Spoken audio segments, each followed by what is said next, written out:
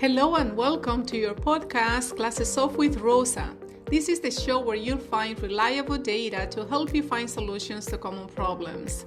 I am your host, Rosa Antonini. Today I'm so excited to have with me Christopher Taverna. Christopher has a very strong technical background, but that is not the reason why he's here today. He has a lot of knowledge and expertise in working and using green products, and he will help us identify how can we stay away from these common dangerous products that could harm our health and how to identify better choices for us and our family. So Christopher, tell me, how are you doing today? I'm doing wonderful. Thank you for having me. It's so great to have you. Your story is very interesting because your background is so technical. You have a bachelor's in math. You have worked so many years on the IT fields. You teach, you train others, create knowledge-based systems. But right now you are into creating and following this big passion that you have on clean products. Can you tell us a little bit about you, your journey, and how you got into being so passionate about this topic?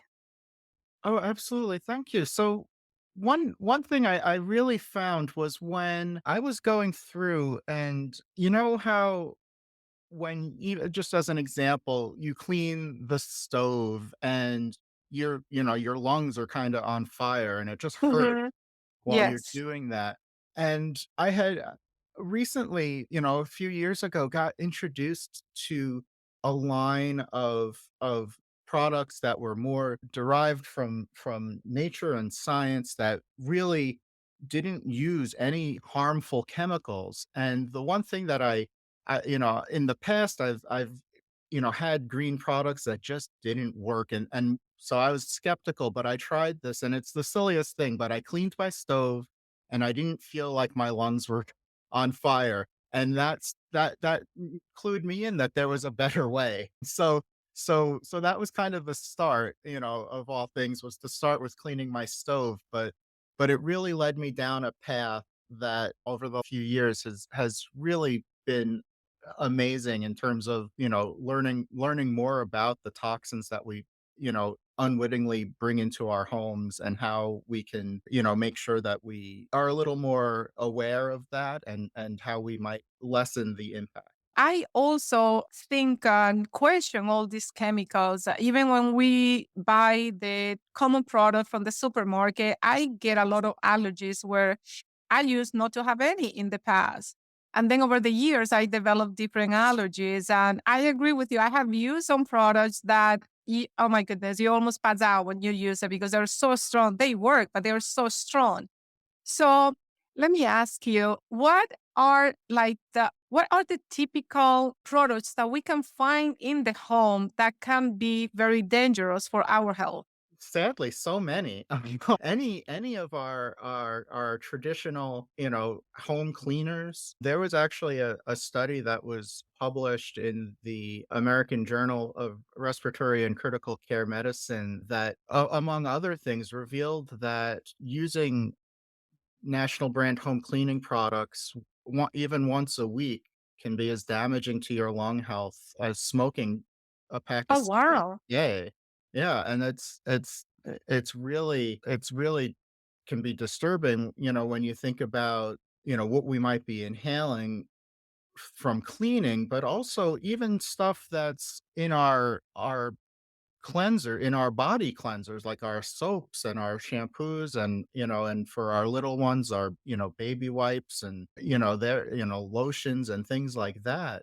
The skin is our largest organ, and sometimes, we should watch about what we're putting on our bodies that might be getting into our bloodstreams and affecting us that way as well. Some people are more sensitive to different products, right? But let's say, how can someone tell if a product that they're using is not good for them? If in the case that they are not that sensitive. Right. So if someone is feeling, I think, and that's the thing, everybody's different. So, you might not have ill effects from some things, and that's great. But if you find something, I just as an example had a lotion that I used to use, and it wound up giving me kind of a rash. And so Mhm. that, now clearly that's a product that sells well, so I'm not, I'm sure tons of people don't have that problem. Um, Mhm. but if you do have that problem, then it's something where you can look at and take a look at, well, what's going into these products, and can we find products that have better ingredients? And what are the common issues that you've seen that this typical product, things that we buy from the supermarket to make our food or to clean the house or just sometimes for the environment, what are the most common issues you see that we can get from those products? Oh, certainly. A lot of cleaners might have chlorine bleach in them or ammonia, and those can damage your respiratory system. It can really, cause chemical burns. It c- But for someone, just following that, you said chlorine and ammonia, but let's just say someone needs to use those products for whatever reason, whatever cleaning or stuff they need to do. Where can they find, like, what would be an equivalent clean ingredients that will give similar results in those cases? So yeah, so in for example, thyme oil is a natural oil that has the ability also to kill viruses and bacteria. So that can be, used within a disinfectant. So you can have natural disinfectant products. Now it's not just thyme oil, right? There would be a blend of different ingredients, but you would take, for example, that, thyme oil, maybe citric acid, as again as a cleaner. Those kind of more natural solutions can be just as effective as the more irritating chemical solutions that are the default in our stores. And what are the products, let's say, that we can get in the supermarket because they're FDA approved, right? Most Yes. of them, yeah. So it's like, okay, if you buy a product that is FDA approved, it's like, what are the tests that they're doing to those products that they consider is okay for us to use? Yeah, I'm not really sure on the testing part. I know that, like, just because something is moved, there's wiggle room, right? It doesn't mean that it means it's not going to be immediately harmful or anything like that, but it doesn't mean that it could cause problems down the road. And even some states have stricter labeling requirements, like the state of California has differing requirements. So stuff that you might buy, I'm in New York, so stuff that you might buy in New York would might not be labeled, or if it's sold nationally, it would have on there a little disclaimer that in California, it's known to do, this or that damaging thing. So it's Wow, that's is a little bit interesting, right? How can we're in the same country? How can something be considered be dangerous in one state and okay in another? exactly, that's it's almost laughable, because it's like, how is this, it's the same exact thing.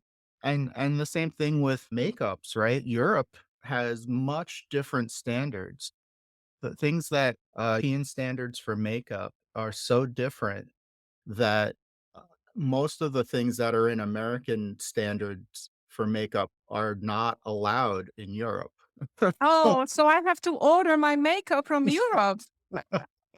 It's so, yeah, so there are certainly US-based places that do, to higher standards, but if you're just kinda grabbing off the shelf and not really, worrying about that, you might not realize it. But, just because the US says it's safe doesn't necessarily mean that everybody agrees on that. And I think you said a word before that is, I think, what make a difference, which is immediate danger, right? So maybe it's FDA approved today, and who knows what they're going to decide in 5 years. Yeah, it can be a challenge to when you're thinking about, you're just trying on the day to day, you just wanna get your products and live your life. You don't wanna think that you might be inadvertently harming yourself or your loved Hmm. ones. It's one of those things that I've become more and more aware of as I've gotten older and started paying more more attention to these things. It's really a eye-opening how just dangerous and just kinda lax. It seems like you can we've just kind of accepted, "Oh, yeah, when I do this, when I clean my bathroom, I cough for an hour afterwards," and that's just normal, and we've accepted that, but we don't have to. We can do things that are healthier for us. And can you tell us, I mean, two things. One is, how are these products affecting the environment, not just our home or our health, right? But the environment. Oh, absolutely. That they can be so bad. We have on top other things that I'll mention, but the first thing that comes to mind is just the idea that so many products are almost entirely water, right? We're shipping Mm, or we're spending huge ecological costs to ship water everywhere. Your glass cleaner might be 90 some percent water. And so water is heavy. mhm, and mhm, and so you're using a lot of resources to move that around.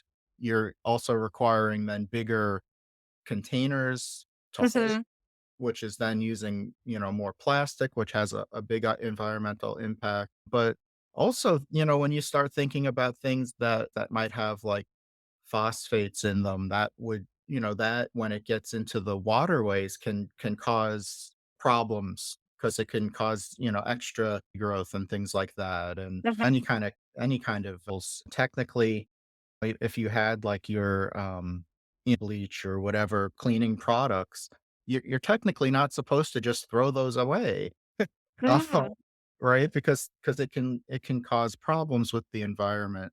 But I think on top of all of that, there's a bigger issue of companies and how they manufacture things and what are their primary concerns.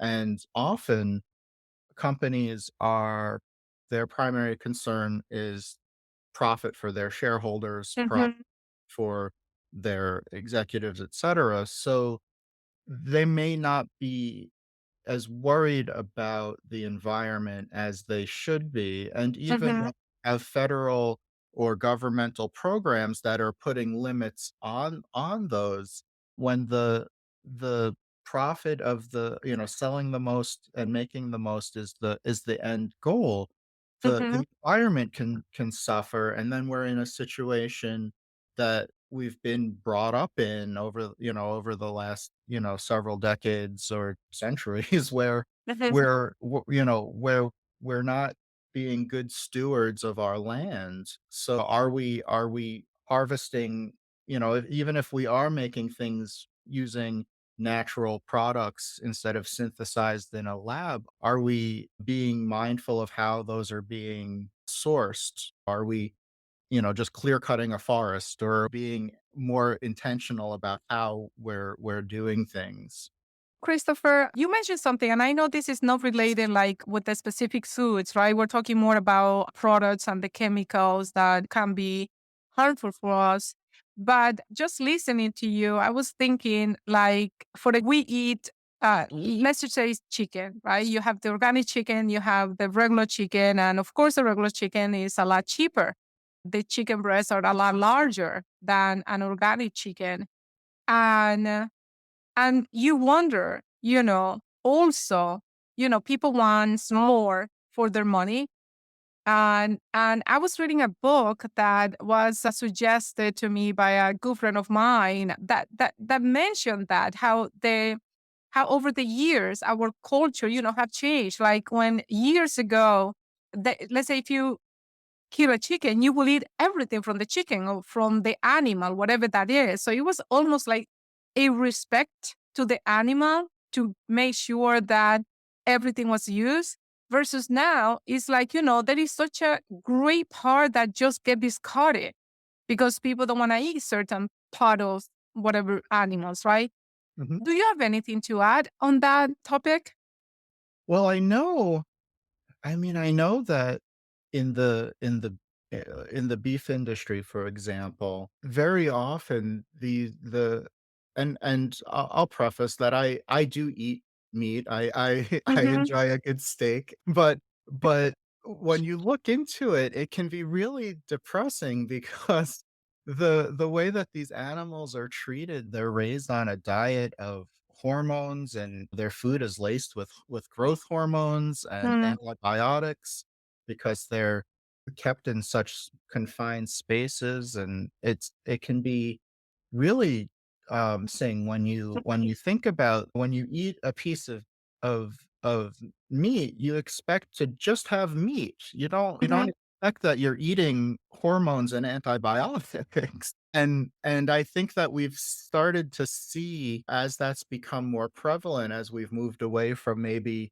getting our meat from a local farm or something, where we have all these animals raised in factory-like conditions where we're ingesting so much hormones and antibiotics, that I think it is changing us, and maybe making us more prone. I worry about things like, well, what do growth hormones do to people or to my Yes. kids? Consuming meat that's, all had all these antibiotics, does that help more resistant strains of things come out because everybody has such a high level of antibiotics in them? Uh, you know, it's something that is a concern.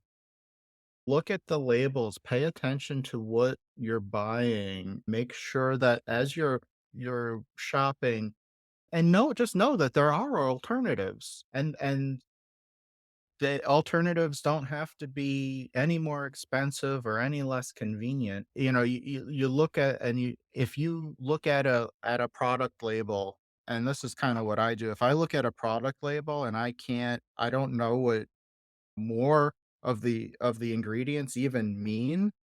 Often when you look at the labels, very often the first ingredient is water, but then after that it's other stuff, and there are some things that are, more common things that you might see, like again, like bleach or formaldehyde or things like that. When you look at a lot of the name brand cleaners, all of those have ingredients that um, are can be considered harmful. I consider them harmful. So, Christopher, let me ask you about coffee, teas, or other beverage that we could be consuming in the house that could be harmful for us. And how can we find an alternative for it?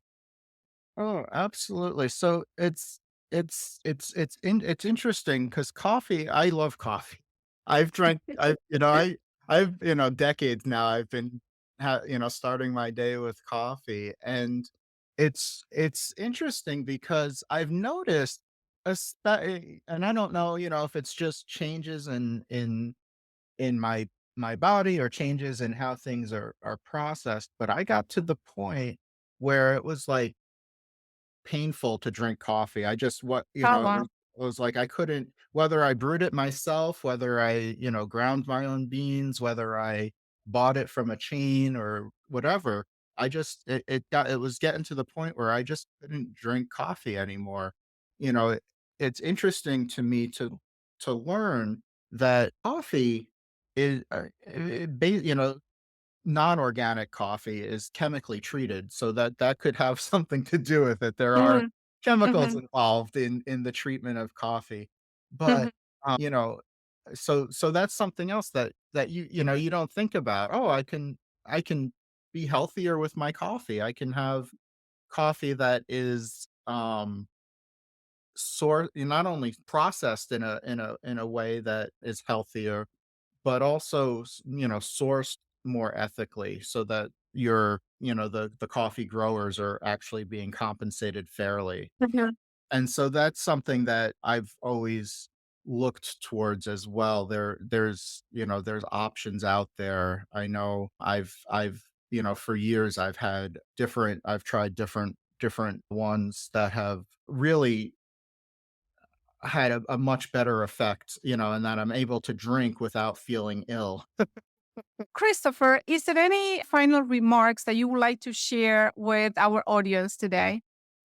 First of all, thank you for having me. I've really enjoyed our conversation today, Of and course, thank you for being um, here. no, thank you. And just really, I think it's one of those things that in general, trying to live a healthier life is something that is attainable for everybody. It doesn't have to be complicated. It doesn't have to be expensive. It doesn't have to rule your life, right? It doesn't, that it doesn't have to be, oh, the first thing think of when I wake up all day and the last thing I think of before I go to sleep.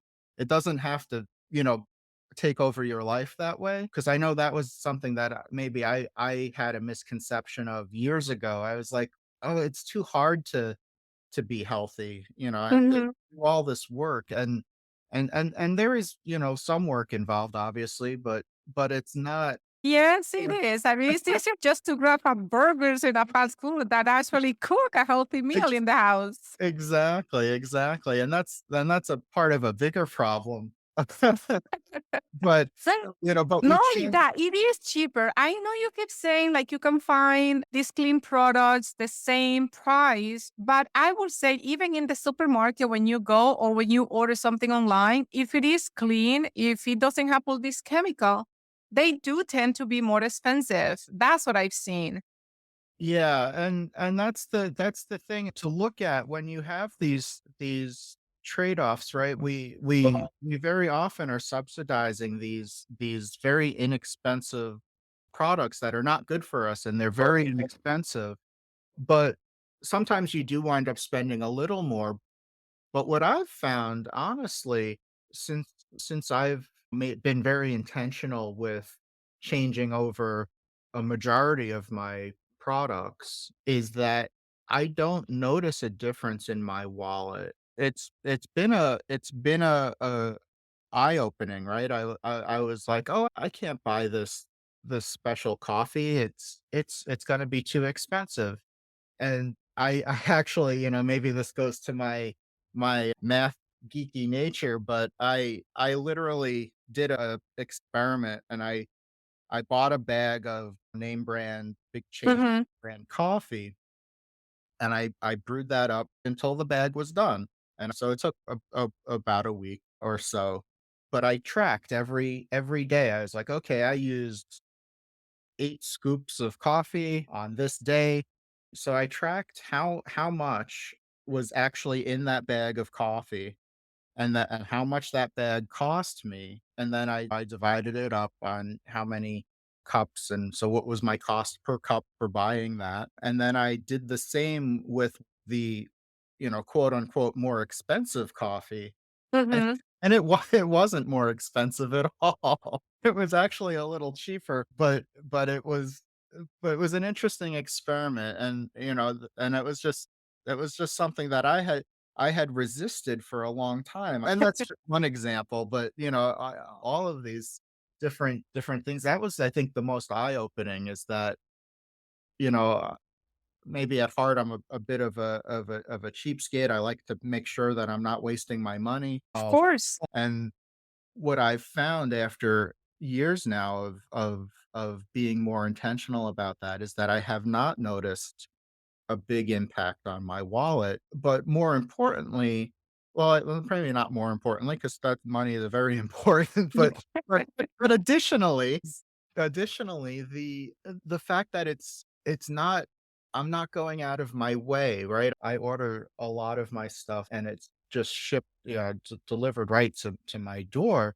I find Okay. I'm not driving. I live in a pretty rural area, so there's not a lot of options around me. Mhm. So to go shopping is, is a drive. It's a time commitment, it's a gas commitment. It's not just run to the corner store. So, and I grew up in New York City, so I know, it's a lot of times you could just run down and grab something. I did Mhm, mhm. that growing up all the time, and I can't do that anymore. And so you do have this idea of, well, it's just so much. It lightens the load because I find that not only am I being healthier, I'm not spending more money, I'm also saving time because I don't go to the store as much. Yes, I guess that is a good yes, that's definitely is a good trade-off there. And also, the important thing is to have the awareness and just keep an eye on it. When you go to the supermarket, when you buy, just look at the different choices until you find one that is more clean, right? A cleaner version. Oh, no, absolutely, yeah. Just, if once you start looking for products, maybe start small, think, "Oh, well, I want to clean my house in a healthier manner." Mhm, You can start looking at options that you might have available to yourself, and mhm. and so there may be a little bit of time up front while you're educating yourself, to what would be the best way to go, but Testing the products too, right? Mhm. Just because someone says it works, you actually have to try and see if it really works. Absolutely, absolutely, and everybody's different. A product that I may love, someone else may say, "Oh, that doesn't do it for me. Yes. I don't like that." Mhm. Yes, and that can happen a lot with oils and herbs, candles. That is very specific to someone's, I think, personality. So, yes, I completely agree with that. Yeah. Well, Christopher, thank you so much for being my guest here and to give us such great information today. And I can't wait to hear more about you. And for everyone that wants to know more about Christopher, just look at the description. The link to his website is there. It is christophertaverna.com. So you can learn more about him and about clean products on that site. Okay, so Chris, thank you so much and have a wonderful rest of the day. Thank you, you too. Thank you so much for listening, and I hope this information was helpful. If you like this type of content, please subscribe and share. Coming up, we will have more topics on mental health, weight loss, the issues with our education system, depression, global warming, and much, much more.